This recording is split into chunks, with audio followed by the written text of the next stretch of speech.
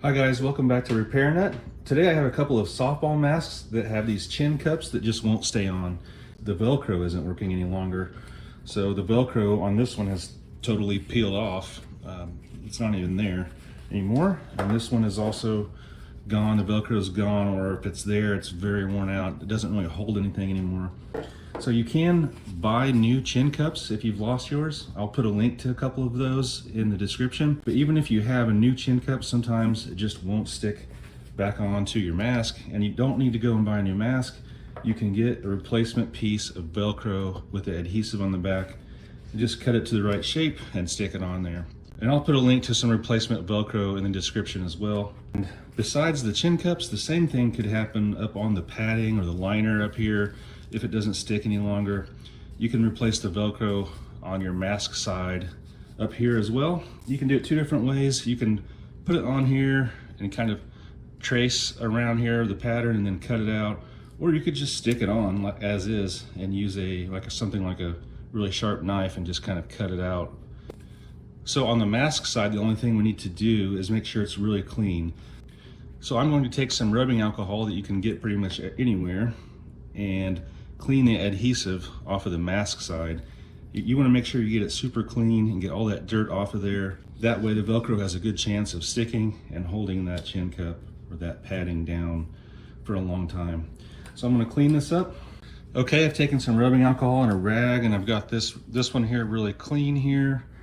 And same with this one. This one's a little bit more stubborn since it's been on there for a long time and got a lot of dirt on it. I had to actually take a blow dryer and get this a little bit warm here, and then that adhesive really started to come off then, along with some rubbing alcohol. So it's nice and clean. Now we need to cut out the new piece of Velcro.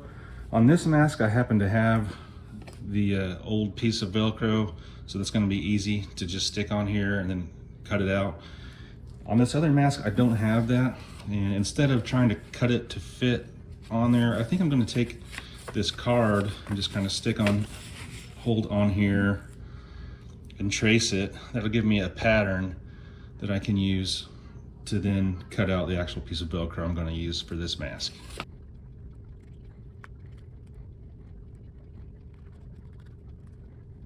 So right here's my piece of Velcro for this mask. I'm going to go ahead and stick that on.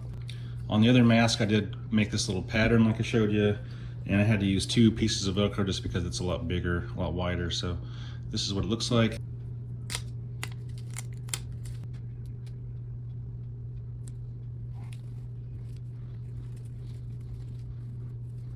Okay, that one's on there good.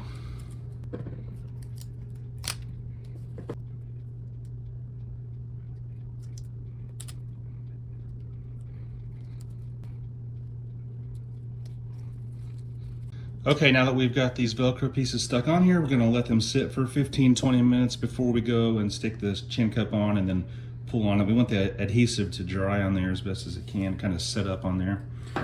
And that's really about it. And you can do the same process to replace the Velcro on the padding area or the side of the mask area, anywhere like that.